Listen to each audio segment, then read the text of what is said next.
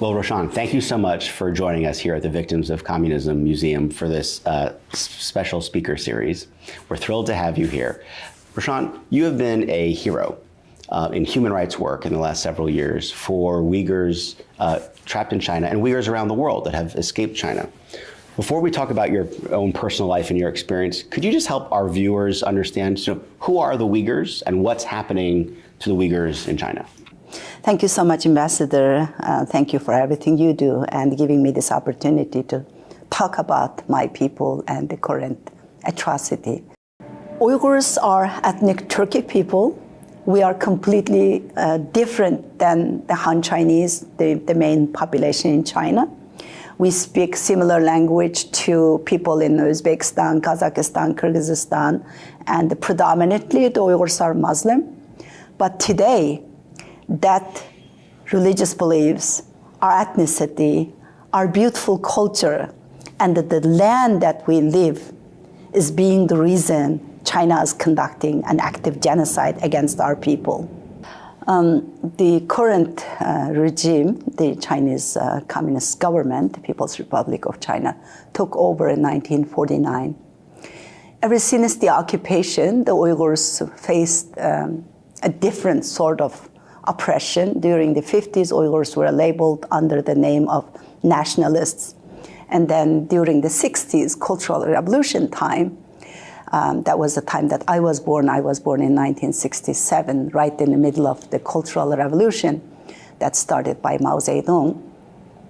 And at that time, Uyghur intellectuals like my parents, my grandpa, they were targeted as a part of the revolution against the intellectuals and the thought leaders in the label of being called the anti-revolutionists.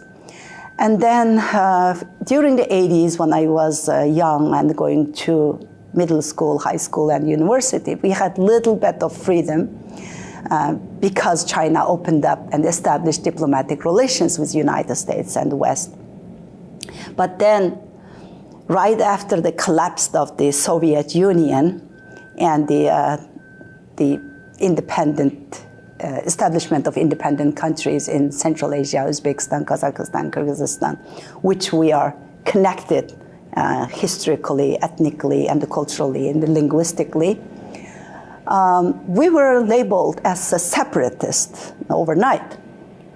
Right after 9/11 tragedy, China saw an opportunity to use war on terror and the oppress and the persecute Uyghur people again. So Uyghurs were targeted as under the pretext of terrorists. Well, thank you. And of course, that brings us to today, where since then, the U.S. and other countries have recognized that China is now committing a genocide against the Uyghur people in Xinjiang. Let's go back. You mentioned that you were born during the Cultural Revolution. Can you just again give our viewers a sense of what was life like in the 1960s, 1970s, growing up as a Uyghur in northwestern China? Uyghurs were always treated as secondary citizens in our own homeland and facing persecution, and there was no any kind of freedom for any sort of rights. Not just talking about human rights, but Uyghurs were almost like fighting for survival of the identity, culture, and the language. When I was young, actually, my baby stories, like when I was a year old or infant, my parents used to always tell me how I cried when Red Guards came and grabbed me from my mom's arm and threw me over to my grandma and took my mom away. And my mom used to always say, I heard your crying voice, I heard you screaming for hours and even days after they took me away. So my parents were always taken from home for re-education or political indoctrinations. So we grow up by feeling always it's not safe for us. The government is always taking people away. People are disappearing. Can I ask, so, I mean, that is a horrific story. And Americans, I don't think, can actually imagine that happening, being, as a baby, literally ripped from the arms of your mother. But you said she was taken away or detained multiple times. Can you just tell, how many times roughly would these things happen? How long would she be taken away? Can you just describe a little bit more about that when you were as a young child? Yeah, my dad was one of the intellectuals who led the biology department at Xinjiang University. So he was always gone for months, up to 5-6 months, or at least 2-3 months. And then mom is being a physician. She was a doctor at the Xinjiang University Hospital, but her father was in jail for 3 years. And when my father was always taken away, she was also taken from us for at least 2 weeks at a time, and just kept away from us. Wow. So then as you mentioned earlier again, that during the 1980s, as part of China's opening up and diplomatic relations with the West, some of the repression was reduced. So obviously at this time, you were able to go to school, you went to university. What was life like for you in Xinjiang during that period? We were able to see more books being published about our history. And we saw some of the intellectuals who were serving long time prison sentence. They were being released, some famous scholars, writers. And also we were able to express our opinion a little bit. So I am actually one of the co-organizers for the first protest ever against the communist government since the establishment of PRC in 1949. We did a protest in 1985 on December 12, we say 12/12/85, and I was only 20 years old, and with a dozen friends and the colleagues, we were able to organize a big protest led by university students, 7 universities and the colleges in Urumqi. We were protesting against the nuclear testings. We were protesting against the birth control of the Uyghurs and the discrimination against the Uyghur people, and as well as China was using our region as a dumping ground, bringing criminals and put them in the prisons that they will be able to escape easily, and murdering and raping people. So we were protesting against the policy of bringing the criminals. And we had a dozen demands. And if it was a few years ago, we all would have been executed. But we were able to stay at the university, although we were actually facing some retaliations later, especially when I graduated the university. But at that time, they only came and they again went through indoctrination and the political studies, but no one faced actually in detention. In response to your student activities, of course, as you mentioned, you suffered repercussions like indoctrination and political education. What does that look like? And for a young American today, I'm not sure they have any idea. What would the punishment of re-education or indoctrination actually be? We come to the school in the morning, but we were called out to come and meet. This working group came from the high central government, and we, instead of going to school, and I was in biology department, instead of going to my lab, I used to go directly to that study session, and for long hours, sometimes 4 hours, sometimes 8 hours a day, you just sit there and listen to them reading through all kind of political statements, and they are basically trying to raise the nationalism and a lot of words and comments and statements about racism. And when they say one nation, one one people, one system, is you're supposed to give up everything about your ethnicity or culture, and you're supposed to pledge yourself for communism, pledge yourself to Communist Party. And that lasted from, like we did the protest in December, right? It lasted till summer break, till early July. So for 7 months we were subject to that, and every single day. What I'm curious, for you or for some of your other friends or other students, what kind of impact did that have? I mean, did it actually impact some of the other students, or just going through that process? Because again, I mean, this, for an American audience, this is straight out of the book, 1984, right? This type of indoctrination that you'd be subjected to. What is the impact that you saw in either yourself or other students? It's, actually, it's really stressful situation.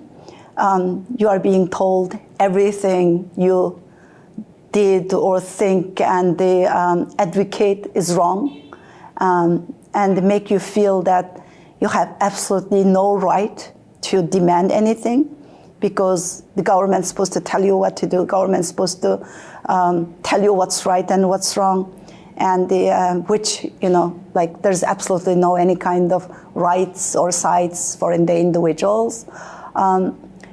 And you know that you don't agree with what is being said, but there's nothing you can do. You cannot express your opinion. You are there to just sit and listen. Nothing to be like discussed, or it's not open to any kind of, you cannot even answer anything. You just sit there and listen. And sometimes you are being asked questions about what happened that day or day before, and you feel like you are being interrogated very rudely. It's just really, I think back right now, I feel like, how did we survive actually while trying to keep up with our daily study? Biology department, it demands a lot of work and the homeworks and the lab work and things like that, while we were subject to that kind of brainwashing and the political oppression, basically. So this is what sparks your activism. Where does it go from there? From university? I know obviously you have a long history of activism. Tell us how that progresses. Yeah, so what happened is we didn't give up after that 7 months of indoctrination. A couple years later, the president of the World Uyghur Congress, he was inspired by this protest, and he decided to do something more. And he established an organization at the university called Students' Cultural Union. And he invited me to be the vice president for that. And we picked up where we left 2 years ago. So this was 1987. And we started to work together and advocate more for our people. And then in 1988, when I graduated the department, again, we organized another protest in June 1988. And then I was left with no job, as a retaliation for my advocacy at the university. And then my father, being one of the scientists and the intellectual, he had some connections with some universities in the United States. So he realized the politics is changing, and eventually it's not going to be safe for me to stay in Urumqi.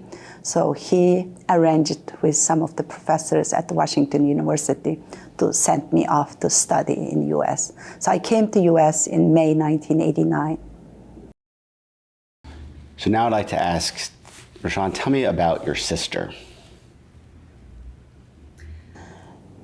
I have to go back a little bit to come to my sister's story. Xi Jinping came to power in 2012, and then 2013 he announced Belt and Road Initiative in Astana, which is the blueprint for his global domination. And that Belt and Road Initiative put our homeland in the epicenter. Our homeland being the ancient Silk Road is originated in our homeland, and being the gateway to Central Asia, to Europe, to Middle East, to Africa. He decided to get rid of the people and open up the land for this huge project. First concentration camp was built in 2014 in Lopnur. By 2017, my husband's entire family went missing. My parents-in-laws, 3 of my sister-in-laws, their husbands, brother-in-law and his wife, 14 of my husband's nieces and nephews, they all went missing, 24 people.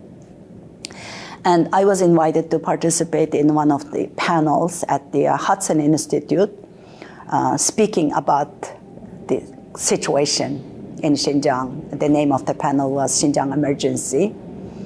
And that was televised to the world. That was my first public speech in September 2018. I exercised my freedom of speech in the United States as an American citizen. And I talked about the atrocity, the detention centers, missing of my family members, and all the genocidal policies against the Uyghur people. 6 days after that, basically my freedom of speech caused my sister's detention. She was picked up from her home. Actually, my sister and my aunt both picked up, same day, from 900 miles away from each other. My sister in Urumqi, my aunt from Atush, a town near Kashgar. And then when I brought this up to the public on media and saying that these 2 women, they don't need so-called re-education. She's a retired medical doctor. My aunt is a retired school teacher. They both speak fluent Chinese. And their only crime is being my living relatives, my only 2 closest living relatives left back home. And then they released my aunt a few months later. But for last 5 years and 8 months, my sister is still in jail. I think that's just horrific. That I hope Americans understand. Help them understand the scale of these detentions. This, you mentioned from a personal perspective, 24 family members from your husband, your sister, your aunt, but from a scale perspective of Uyghurs across the Xinjiang region. The population of Xinjiang is well north of 20 million. What is happening? You talked about the first concentration camps opening in 2014. These detentions that we saw really start to happening a lot in 2017 into 2018. Talk about the scale of what's been happening. By summer of 2017, we already heard about 1 million Uyghurs were in detention. And first, they targeted the thought leaders, religious leaders, intellectuals, famous writers, university professors, presidents, even famous pop star, Ablajan Ayub. Like anybody who's famous, well-known, they were targeted. That's why when my sister was in detention, I always say she's not one of the normal targets because she's not famous, she's not educated. They also targeted people who ever traveled to any of the Muslim majority countries. My sister never traveled to any of the Muslim majority countries. She came to the United States to visit us. That's the only place she ever went. But by 2019, we learned about 3 million people went missing. And we do have some actual victims who served in detention in those camps. According to eyewitnesses, the victims, and some of the leaked documents from the Chinese government, and some of the reports from amazing journalists. Journalists did their investigative reporting, and Radio Free Asia Uyghur Service did an amazing job exposing and investigating the cases. Those camps are nothing short than the Nazi Holocaust. The people there facing torture and the subject to unknown medications. Uyghurs are being used as the guinea pigs for some sort of medical tests. And they are subject to mental, physical, and the political indoctrination and the torture. Poor hygiene and the crowded rooms, and they cannot even lay down straight to rest, very crowded, and they are not allowed to use the bathroom facilities as they needed. And dehydration, they were not giving enough water. How long a body can last. The most chilling fact is the Radio Free Asia Uyghur Service reported that crematorias are being built next to the camps and the mostly Uyghurs populated areas. We are Muslim. We don't cremate bodies. Those are supposed to be the warning signs, but it didn't get much attention from the international community. 13 tons of human hair. Can you imagine? 13 tons of human hair, how many bodies, how many people does that represent? It made it over to the United States Customs and Border Patrol, but we didn't see that being reported in mainstream media. The situation is really dire. Actually, you can describe this as full-fledged active genocide that's being conducted in the most modern way possible, and the cover-up the most modern way possible by China's disinformation, propaganda, and the high tech. Now, the people are sent to forced labor facilities and sentenced to long-term prison sentencing. Also, they committed no crimes. 1 million Uyghur children are taken from their families, sent to state-run orphanages. Uyghur women are forced to marry Han Chinese men. If she refuses such a forced marriage, herself, her family, her siblings, everybody will sent to the detention camps in the name of Islamic extremists did not want to marry non-Muslim Han Chinese. So the Chinese government was using Islam, using the religion to force them marry, if not, then label them as a terrorist. Every aspect of the religion, every aspect of the ethnic culture or background we have are criminalized. Everything you do as a normal person, like practicing religion, like just reading Quran or fasting during Ramadan or just praying or even refusing to drink alcohol or eat pork, all labeled as illegal Islamic activities. When China is claiming to the world that they are fighting Islamic extremism, and this is de-extremization, and this is about China's national security, we are talking about people just to practice normal, very simple religious practices. I have a picture on my PowerPoint presentation when I usually go around the world and give presentation. A grandma in her early 90s, you see from her picture, 90 years old grandma taken away by 3 armed policemen because she had a copy of Quran in her home and she prayed at home. What kind of national security threat 90 years old grandma poses to a country like China, second economy of the world? Mm-hmm. You mentioned that story of this 90-year-old grandma, and then also the existence of leaked or hacked material. As you know, here at VOC, we had published 2 years ago the Xinjiang police files that contained lots of that information.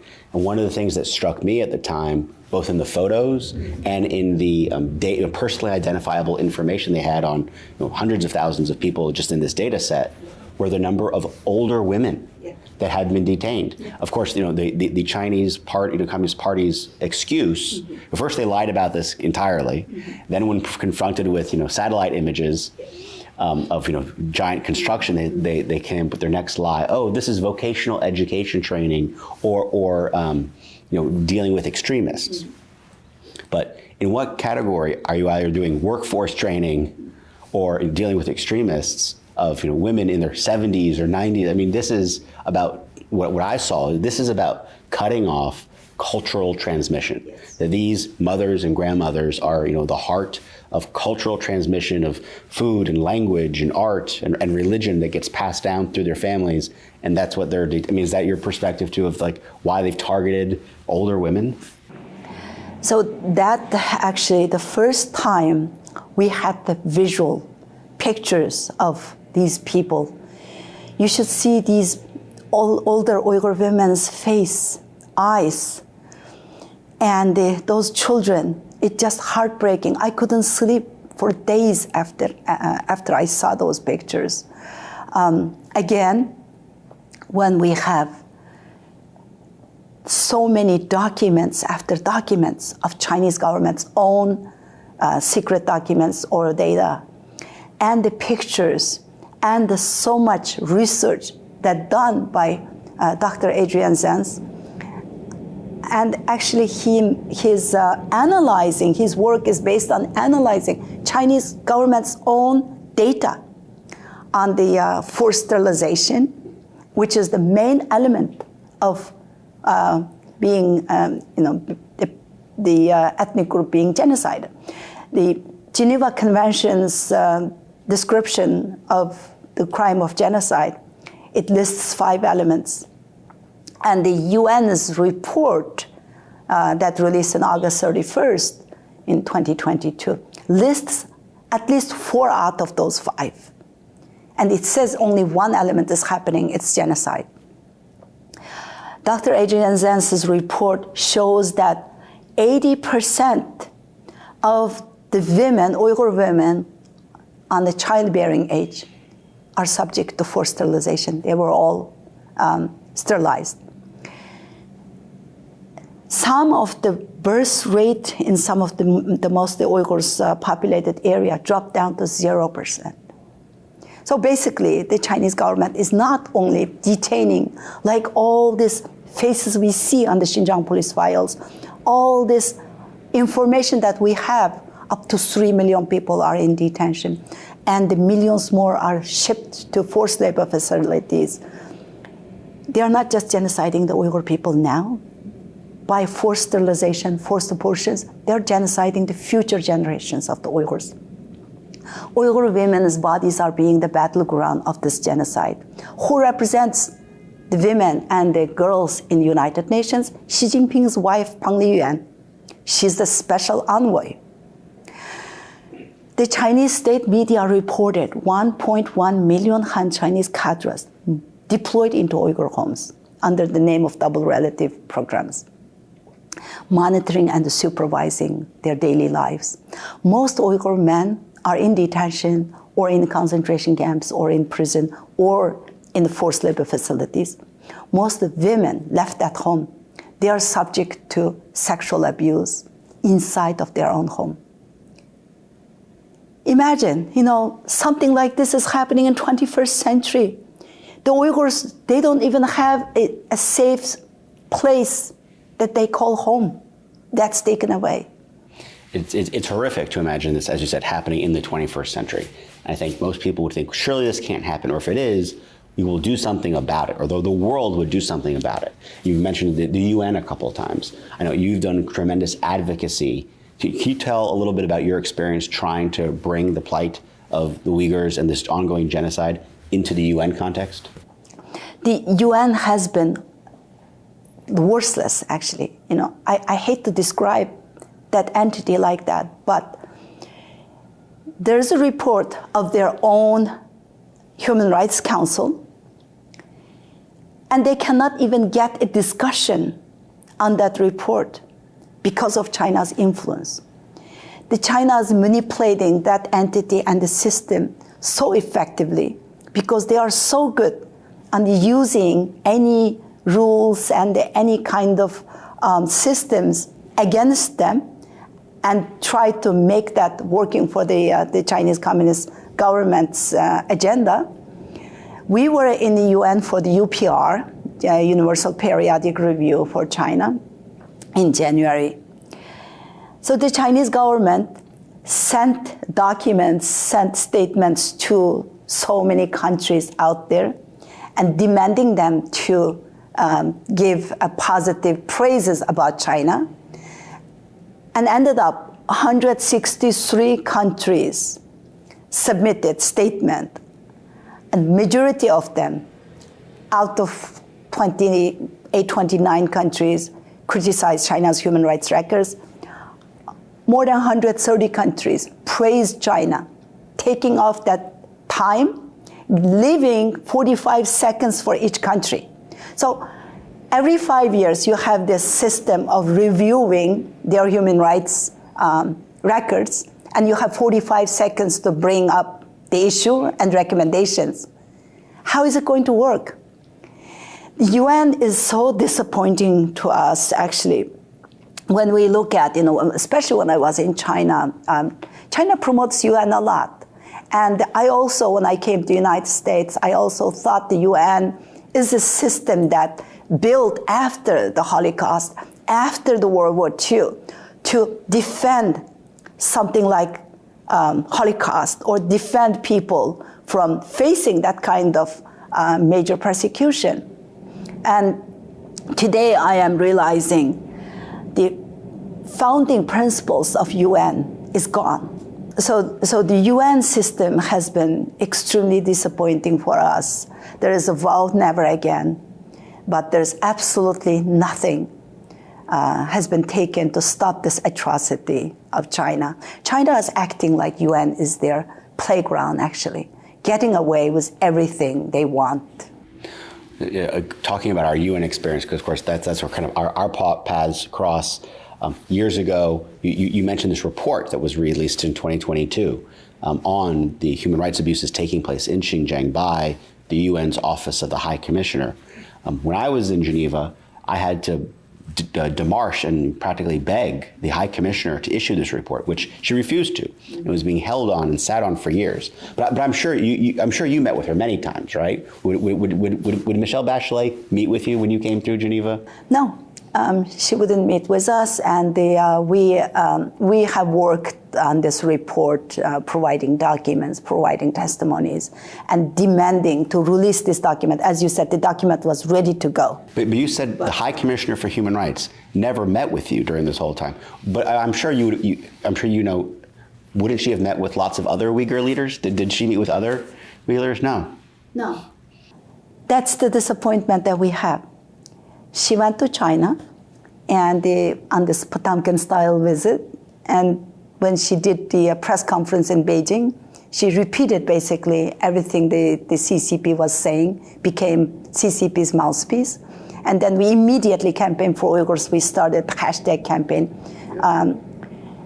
Bachelet resign, or release the report or resign. And I wrote op-ed and published on the Washington Post, co-authored with Dolkun Issa. And we started several big campaigns globally, demanding her resign or release the report. And finally, she did it in the last 15 minutes before her term expired. But as you very validly brought up, she never had any engagement with us or with the former camp victims or any of the other Uyghur organizations or Uyghur leaders. Terrible. You mentioned Campaign for Uyghurs. Tell us a little bit about your international engagement. You've done incredible work in countries around the world advocating for Uyghurs. Tell us a little bit about that work you're doing today. We established Campaign for Uyghurs in 2017 when the camps were established and there was not much attention. We tried to advocate for the Uyghur people and raise awareness, and both work with grassroots organizations and movements as well as the governments, and try to get some policy change, especially in like-minded countries, and as well as any of the world try to educate them and raise awareness. So last few years we have been traveled more than 30 countries, and we work with universities, interfaith organizations, and women's organizations, as well as the governments and the embassies. And we are trying to expose China's crimes and the genocidal policies. We received a tribute award in 2021, and then in 2022, Campaign for Uyghurs was nominated for Nobel Peace Prize. And the more we travel, more we talk to countries and the politicians and the governments, and as well as general public, we realize that there is so much work to do, because there is so much disinformation and the propaganda, as well as the people just don't know the reality. And some of the countries that we travel to, and even in the United States, some of the states that we travel to, we realize 90 to 95% of the general public, they don't know anything about what's happening to Uyghur people. Some of them are never heard of Uyghurs. An ongoing genocide today. Yes. We are so proud at Victims of Communism to work closely with you and Campaign for Uyghurs in this work. It's such important work going forward that I know we were all deeply committed to. As we kind of close our conversation, thinking about our viewers, what is your perspective? What is communism? We hear at VOC that's our focus. Obviously the crimes in China today, but other communist regimes. What does communism mean to you? And what would you say to people that think or question whether or not maybe communism sounds like a good idea? Communism means a scary experience, when I put it in very simple and the plain words. Communism means there's absolutely no rights for the citizens. Communism means stepping out of culture, freedom, religion, or any kind of fundamental basic rights that you have. Communism means you are restricted on any kind of freedom of choose on what you believe and how you believe, or how you will live your life. Unfortunately, a lot of people don't realize what kind of dangerous system the communism is. And many people naively think that after Soviet collapsed and after the end of Great Cultural Revolution in China, after Mao Zedong died, the communism became more open, or it's offering another set of life for people. No. Communism means that you will live like the Uyghurs today. Simple as that. If communism spreads all over, if communism takes over, or a country like China gets its way, like how they are doing today, the Uyghurs today will become the future for the entire world. For me, today, if I'm going around the world, speaking out against the communist China, trying to explain to people what the communism is all about, what Uyghur people are facing today, I'm doing that at the cost of my sister's freedom while she's serving in dark dungeon. I'm trying so hard, not just because my sister is in jail and my people's future is at stake. I do this because the freedom and the democracy that I left my parents, left my family, left my friends, left my home in 1989. I came to the United States because I was looking for freedom and democracy. I came to the US when I was 21 years old, did not speak a word of English. I started from zero because I was going away from communism. But today I feel that freedom and democracy that I value in the United States is being threatened. And some days I look at some of the things that's happening in the United States, in UN, in the Western world. I feel like, what is this? It feels like China. It feels like communism. It feels like we are losing these privileges. Hollywood celebrities, the woke companies, CEOs, and the leaders of the business world, and the leaders of the entire world, superstars in NBA, All these people are so vocal against any kind of social injustice. Rightfully, they should. But where are they when something like this, like full-fledged active genocide, is happening to innocent people because of their ethnicity, because of their religion? Where are they? So I guess you are not just giving up your freedom of speech when you are staying silent. You are not just giving up your conscience or your human dignity. You are giving up your sovereignty. You are giving up the freedom and democracy that your parents, your grandparents worked so hard in the past 60, 70 some years to establish. Our future generations are at stake. I don't want my children, my grandchildren to live like the way I did when I was a child, when I was back home. I don't want this world become like my homeland today. And that's why it's so important for me to fight, because I love that freedom and democracy. Well, we're so glad you are fighting that fight. Thank you, Rushan, for being with us today. Thank you.